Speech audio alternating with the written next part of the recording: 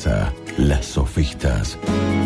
Historias, memorias, sentimientos del tiempo actual y del pasado, con Angelina Usinoyeros. Invitando a compartir una hora de reflexiones.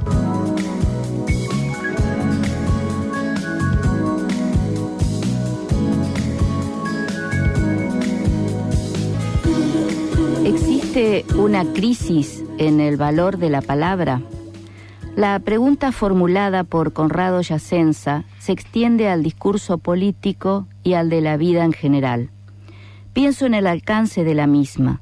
Recuerdo la pregunta que respondió Kant sobre la Ilustración. Imagino estos espacios que antaño eran solamente gráficos y ahora están diseminados en las redes y el universo virtual.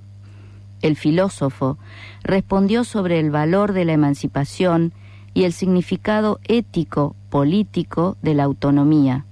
Muchos discursos dejaron correr las palabras desde el siglo XVIII. Las palabras se separaron de las cosas, afirmó Foucault. Las palabras estallaron en una polisemia propia de la Torre de Babel, a veces como premio, otras como castigo. ¿Cuál es el valor de la palabra? Hubo un tiempo en el que el término valor se enlazaba al de honor, valor moral de cumplir con la promesa. La palabra era portadora de dignidad. Quien falta a la palabra empeñada es indigno. Pero la palabra ha sido portavoz de otros valores: valor de uso, valor de intercambio, valor que nos sitúa en una parte de la escena social o en una región geopolítica. ¿De qué valores hablamos cuando decimos el valor de la palabra? Máxime porque a esta altura de las circunstancias sabemos que la palabra también incomunica, o como dijo Jacques Lacan, lo que predomina es el malentendido. La orientación tomada por Lacan es la de sustituir con el término malentendido, presente desde las primeras palabras de la Carta de Disolución, el de inconsciente. Según él, haya sido deseado o no, se nace malentendido, pues no se nace sino de seres hablantes. El malentendido se transmite así de generación en generación. Los sujetos parlantes forman parte de la habladuría de sus antecesores, porque no se puede revelar todo. Antes de Lacan, hubo quienes, ante la aparición de los mass media, pensaron en el mundo como una aldea global. Otros anunciaron la posibilidad concreta de la manipulación. Dos tradiciones se enfrentaron: el cosmopolitismo con la globalización. Ciudadanos del mundo bajo el amparo del derecho internacional o simples consumidores de mercancías que circulaban por todo el planeta. ¿Se puede ser y estar en ambas situaciones sin entrar en contradicción? Comunicar y consumir. Comunicar en el valor simbólico de la palabra y consumir discursos preparados para la dominación. Aquí una enorme cuestión para resolver. En este punto, el valor de la palabra debe ser considerado como el valor de la verdad y el poder de la palabra como capacidad para crear, no para dominar. Las ciencias de la comunicación emergen como nuevo campo disciplinar. La verdad como episteme queda reducida a mera opinión. Uno de los fundadores de la disciplina, Paul Lazarsfeld, propuso la teoría del doble flujo, para la cual los medios hacen fluir los mensajes que llegan a los sectores activos de la población, denominados líderes de opinión, para ser transmitidos a los actores pasivos, que son definidos como los seguidores. Los líderes de opinión constituyen un grupo de liderazgo social que recibe y procesa la información de los medios e interactúa con ellos. Producen un proceso de influencia hacia el resto del público. Para Lazarsfeld, Los medios de comunicación tienen dos grandes funciones: la de conferir prestigio y reforzar las normas sociales, acompañadas de una disfunción que denomina narcotizante, porque los medios representan un nuevo tipo de control social y son los causantes del conformismo de las masas. Su tesis, enmarcada en el paradigma funcionalista, entra en choque con la teoría crítica que intenta desmontar el efecto ideológico, definido como falsa conciencia, para hacer una lectura política de los discursos que se imponen desde los medios masivos de comunicación.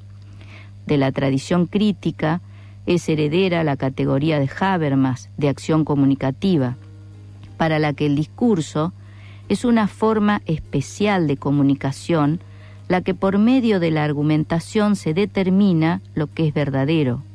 La verdad es un resultado consensual sobre el cual no actúa ninguna influencia que lo distorsione. El consenso se logra cuando se dan 4 condiciones de validez aceptadas por todos los participantes: que el enunciado que hace un hablante sea comprensible, que el hablante sea fiable, que la acción pretendida sea correcta por referencia a un contexto normativo vigente, y por último, que la intención manifiesta del hablante sea, en efecto, la que él expresa. El valor de la palabra para el funcionalismo es comparable a la tinta del calamar, que segrega una señal para camuflarse y de algún modo marcar su territorio. No es la tinta que utilizaron los grandes relatos de la modernidad para emancipar al individuo y constituirlo como sujeto soporte de los derechos y garantías del Estado-nación. Aquí también se oponen dos racionalidades, una instrumental y otra emancipatoria, de las que devienen dos modelos de comunicación que también podemos definir como instrumental en un caso y liberador en otro. Para un espíritu conciliador, si es el caso, lo instrumental del discurso puede ser un medio, pero nunca una finalidad, ya que el fin de todo acto de habla debe ser en orden a la libertad del sujeto. En la actualidad, la palabra circula en redes sociales. Del control biopolítico que anunciaron y analizaron desde Foucault hasta Agamben, se acentúa una categoría que es la de psicopolítica. Byung-Chul Lan dice: el panóptico digital no es ninguna sociedad biopolítica disciplinaria, sino una sociedad psicopolítica de la transparencia. Y en el lugar del biopoder se introduce el psicopoder. La psicopolítica, con ayuda de la vigilancia digital, está en condiciones de leer pensamientos y de controlarlos. La vigilancia digital se desprende de la óptica del Big Brother, no fiable, ineficiente, perspectivista. Y es tan eficiente porque carece de perspectiva. La biopolítica no permite ninguna intervención sutil en la dimensión psíquica de los hombres. En cambio, el psicopoder está en condiciones de intervenir en los procesos psicológicos. Es, como dice el autor, una fenomenología del me gusta, donde el otro no existe. La acción que supone decidir y elegir en un mundo intersubjetivo es reemplazada por la operación. A esta última no le precede ninguna decisión en sentido enfático. La tardanza que requiere la toma de decisiones es considerada ineficiente. Las operaciones son como átomos, acciones atomizadas dentro de un proceso en gran medida automático, a las que le falta la amplitud temporal y existencial. El valor de la palabra queda despojado de su contenido moral. El riesgo que implica el acercamiento al otro queda oculto ante la mediatez de la red. Estamos en el enjambre digital en el que vamos rumbo a la época de la psicopolítica que desarrolla rasgos autoritarios en la sociedad de masa. Hace muchos años, en el Instituto del Profesorado, me pidieron que organice el acto del 17 de agosto. tenía que hablar de San Martín, y como profesora de filosofía busqué la forma de presentarlo de una manera multidisciplinaria. Justo había ido unas semanas antes a la Biblioteca Nacional y encontré la primera biografía que se escribió de San Martín en el año 1823 de Juan García del Río. Y también había otros textos como el del chileno Vicuña Maquena, una biografía del año 1863, y el libro de Ricardo Rojas, El Santo de la Espada, que es del año 1933. Entonces, se me ocurrió que hay un San Martín expresado en el relato biográfico, hay otro San Martín expresado en los estudios históricos, los estudios que se basan en documentación y que están sólidamente fundamentados desde esos archivos. No nos olvidemos que existe el Archivo de la Nación, donde hay muchísima cantidad de documentación sobre nuestro pasado, sobre nuestra historia. Y también pensé en lo que dijo Pablo Neruda en Canto General del general San Martín. Entonces, en esta mirada multidisciplinaria, traté de evocarlo desde esas diferentes perspectivas, la del biógrafo, la del historiador y la del poeta. Y también recuerdo que cuando iba al colegio secundario pasaron la película El Santo de la Espada, donde Alfredo Alcón protagonizaba a San Martín, y por otra parte estaba también esta presentación de San Martín como el padre de la patria. Es decir, cuántos registros acerca de alguien tan caro a nuestra historia nacional y también de Sudamérica, ¿no? Bueno, en esta primera biografía de San Martín, escrita por Juan García del Río, se trata de un autor que fue un estrecho colaborador de San Martín, siendo su primer ministro de Gobierno y de Relaciones Exteriores en el Perú.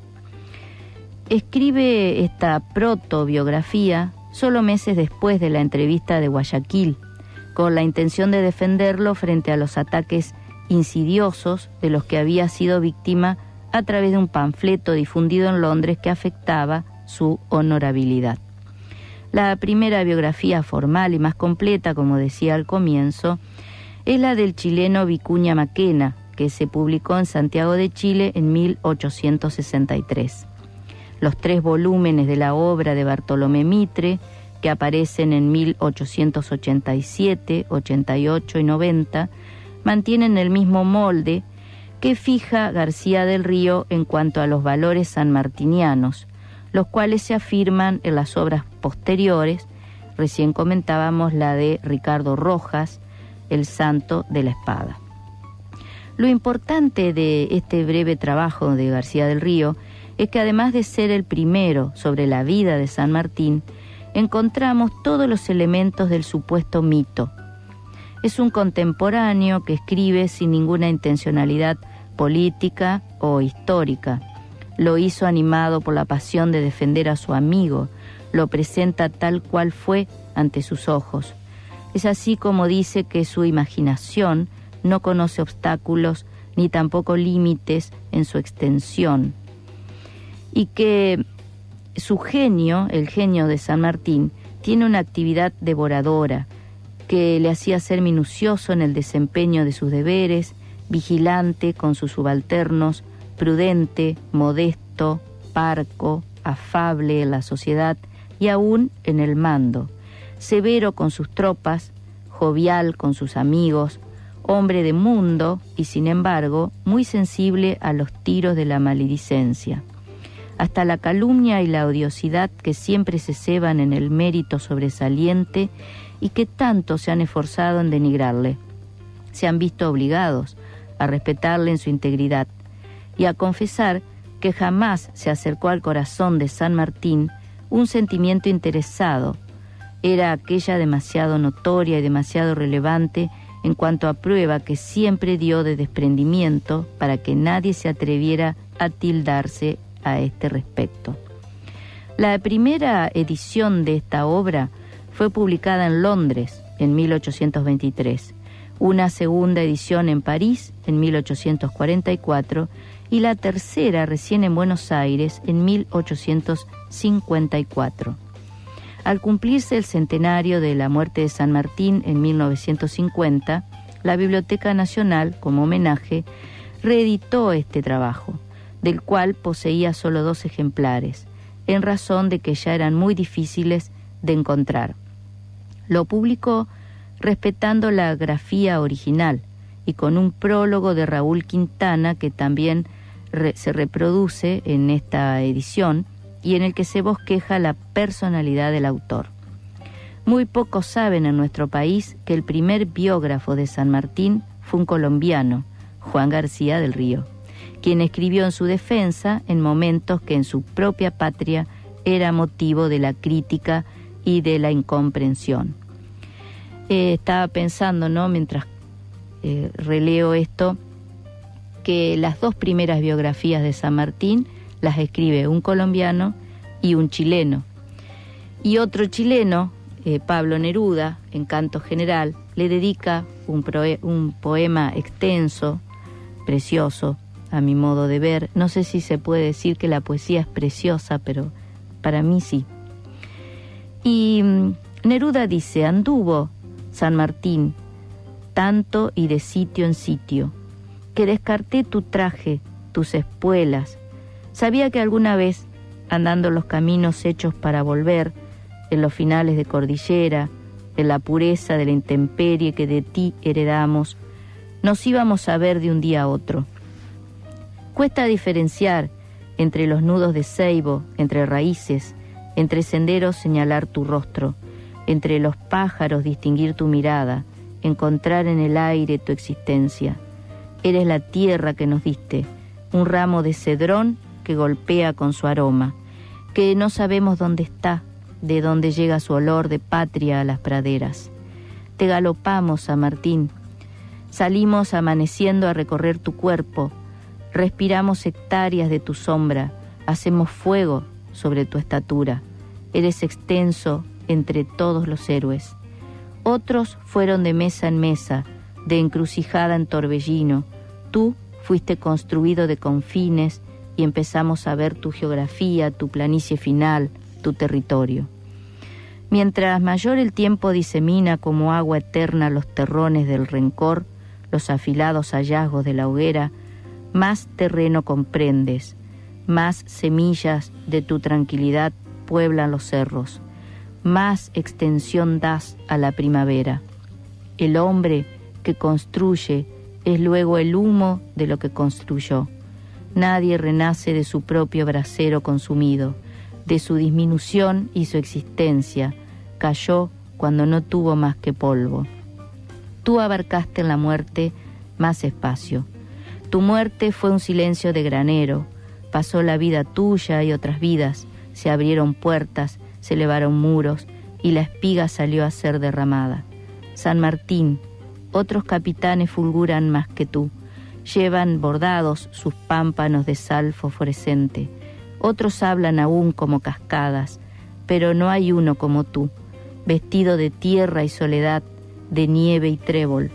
Te encontramos al retornar del río, te saludamos en la forma agraria de la Tucumania florida, y en los caminos a caballo te cruzamos corriendo y levantando tu vestidura, Padre polvoriento.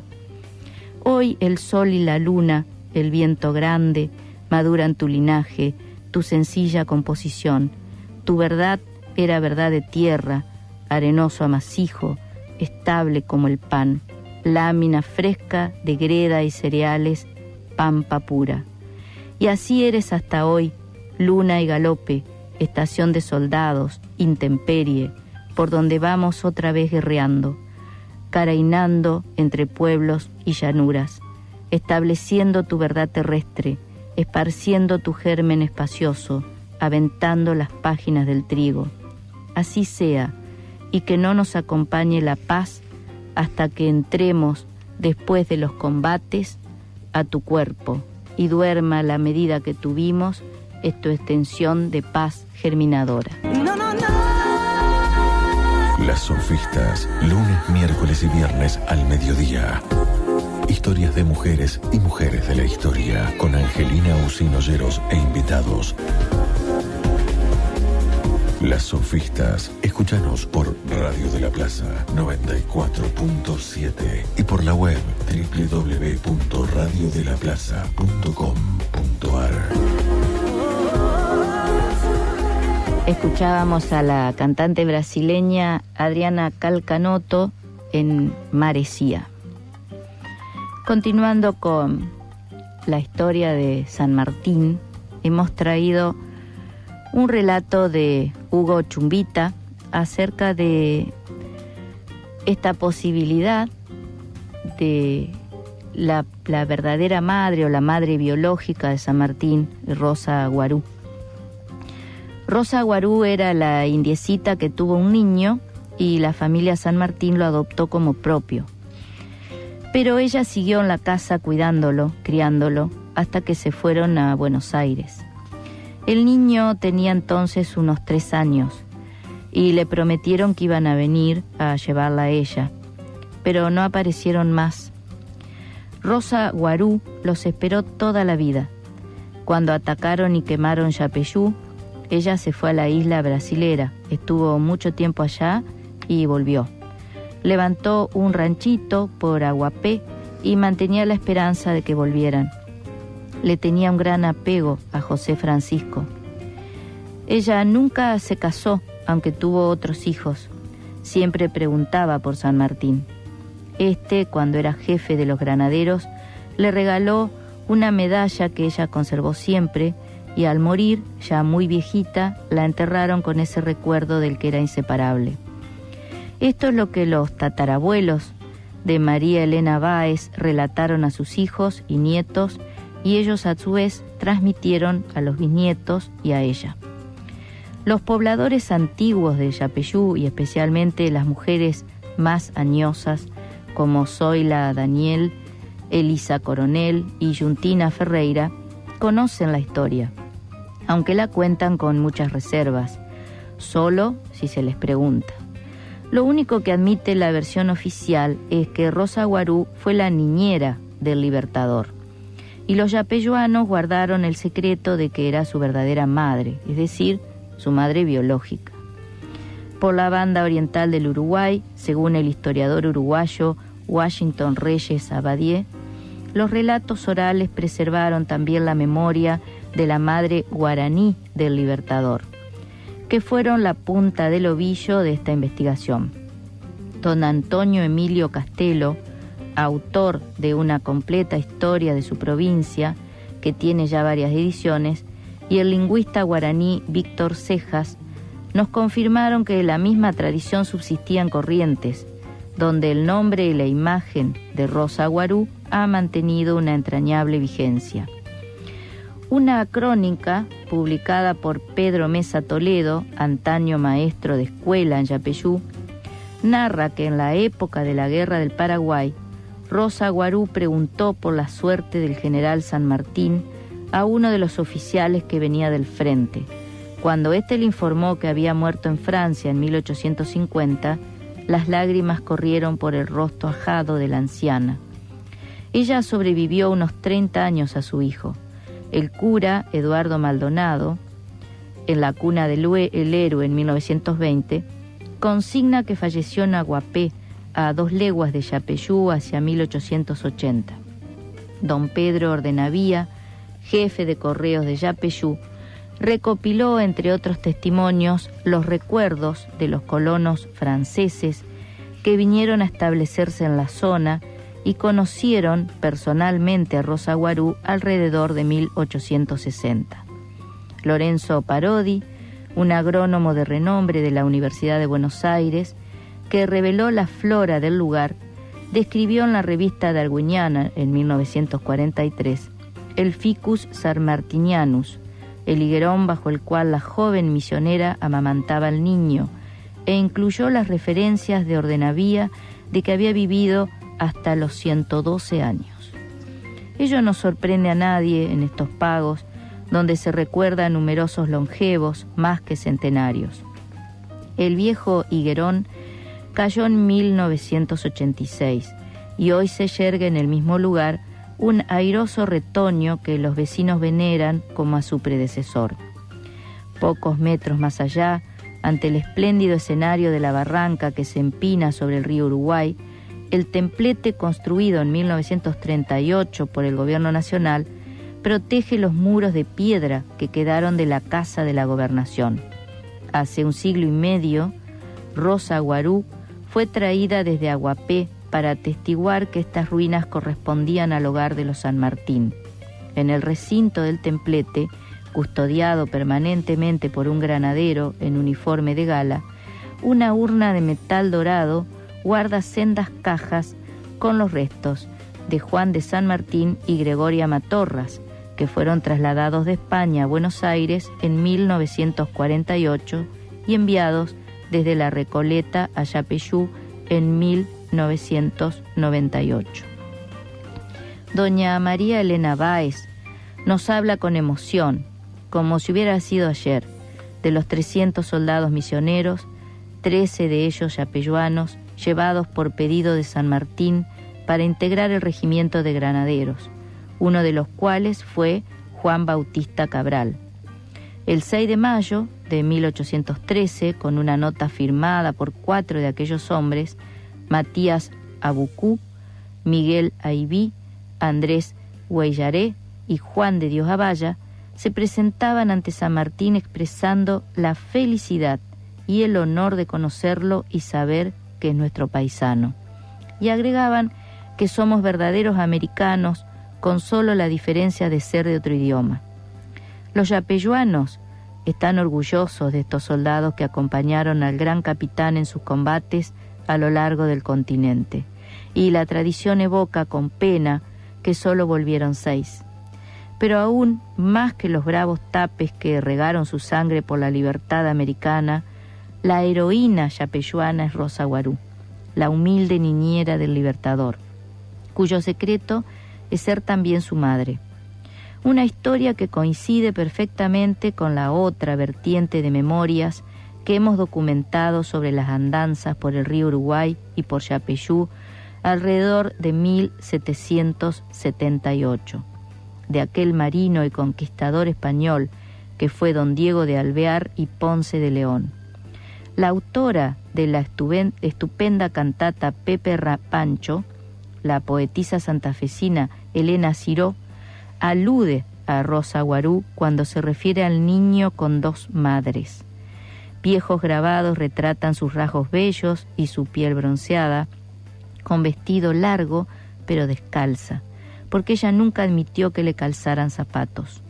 Otro de sus hijos fue José Guarú, quien llegó a ser comisario de Yapeyú, aunque el registro civil de la localidad recién se organizó en 1901 y, según nos explica una encargada de la oficina, los libros más antiguos se conservan mal. Tal vez existan datos de los Guarú en estos o en los anteriores registros parroquiales. Es presumible que vivan actualmente algunos descendientes. Las sofistas.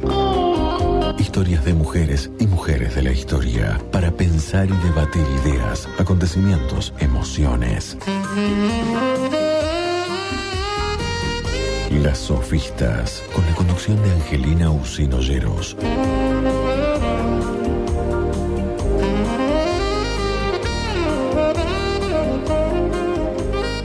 Los lugareños afirman que doña Rosa Guarú fue sepultada en Aguapé, un pueblo hoy prácticamente extinguido.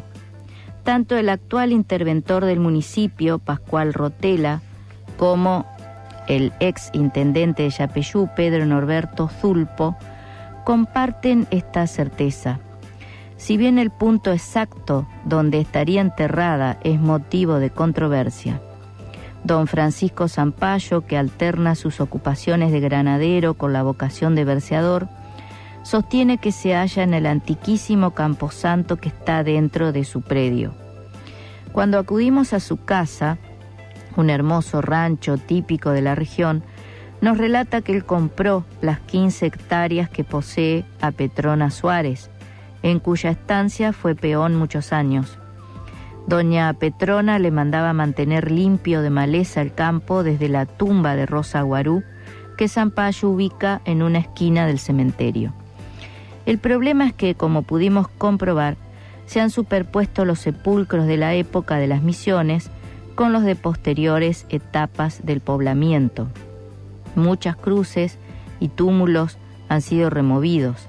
La tumba más nueva, la del Chato Silva, que ostenta un estandarte rojo y una botella de ginebra para recordar su afición al canto y la bebida, data de una década atrás.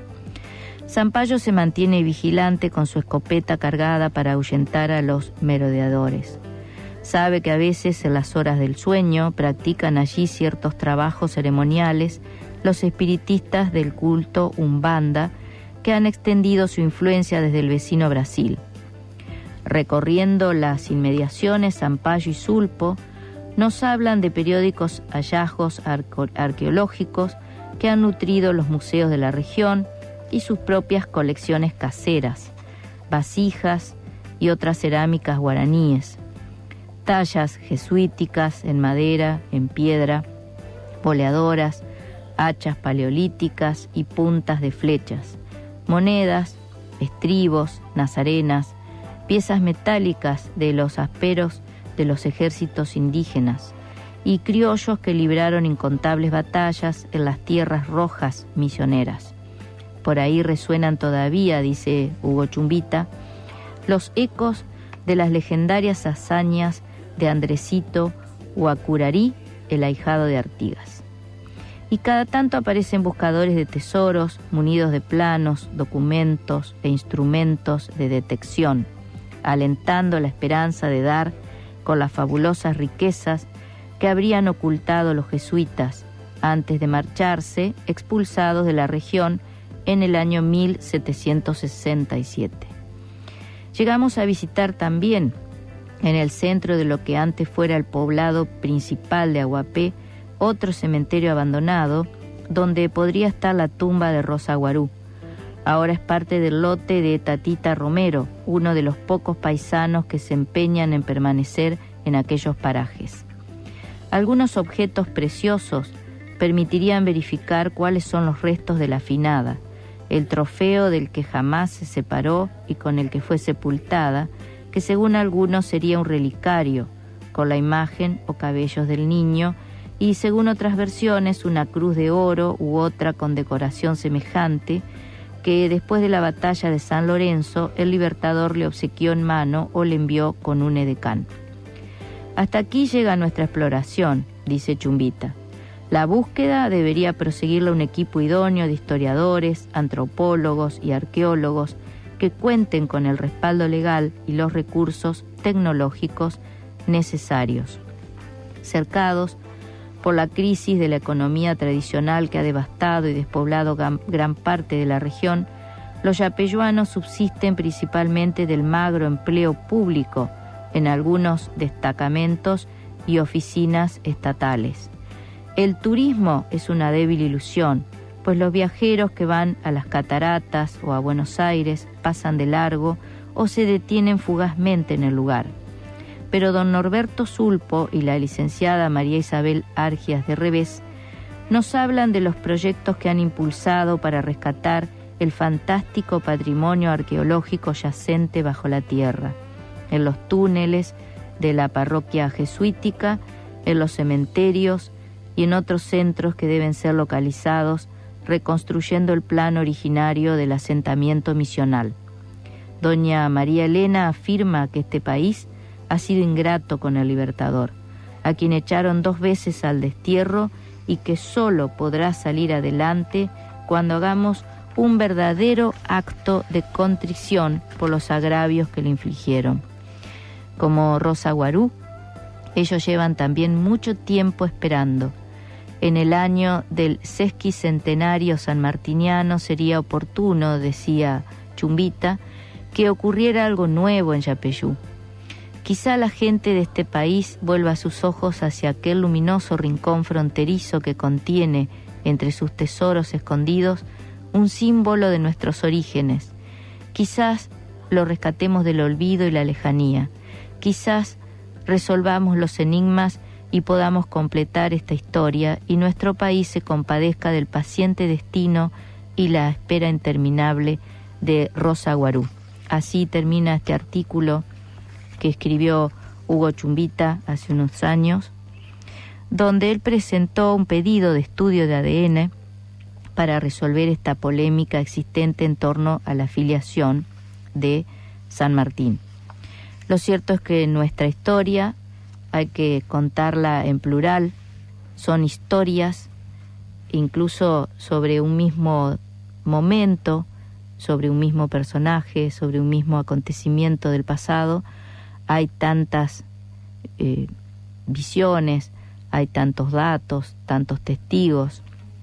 Seguramente muchos y muchas de los que están escuchando el programa recordarán al comienzo de la película La Historia Oficial, donde el personaje que hacía Norma Leandro, que era una profesora de historia, le responde a un alumno que la historia se basa solamente en documentos y que lo que no está documentado no puede ser verdad.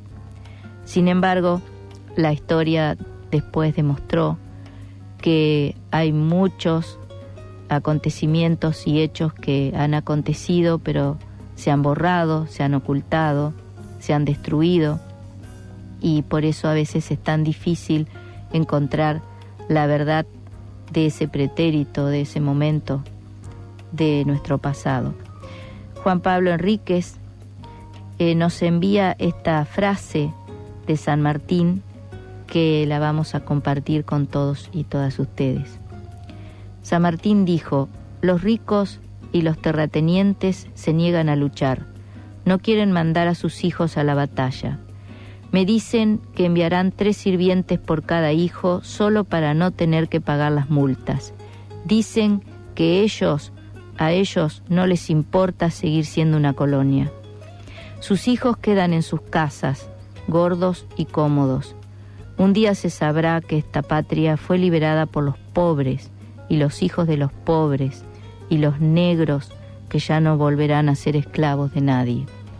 Una de las tantas frases y citas de San Martín que en un punto me recuerda lo que nos decía nuestra querida Alcira Argumedo cuando venía a darnos seminarios a la UNER, y ella contando la historia, nuestra historia, sobre todo el siglo XIX, nos decía: todos tenemos una abuelita negra, todos tenemos una abuelita mulata, todos somos mestizos en un punto, porque el mestizaje no es solo una cuestión de razas o de sangre, el mestizaje es también cultural, simbólico. Somos mestizos, mestizas, todos y todas. Aún cuando nuestra piel sea muy clara, nuestra historia viene de todas estas otras historias, muchas de ellas han sido soterradas, ocultadas, porque hay un gran legado del racismo del siglo XIX y de todos los racismos que nos vienen desde la fundación de los Estados Nacionales Europeos. Por suerte, los propios europeos, algunos, han hecho un mea culpa de esto. Cuando uno lee, por ejemplo, Los Condenados de la Tierra de Frantz Fanon, ese prólogo de Jean-Paul Sartre, un francés, o el propio Michel Foucault, otro francés, cuando escribe Genealogía del Racismo. Tenemos que hacer una revisión de ese racismo, cómo llega a nosotros y a nosotras, y por qué a veces, tal vez inconscientemente, reproducimos esas consignas que vienen precisamente en nuestra contra.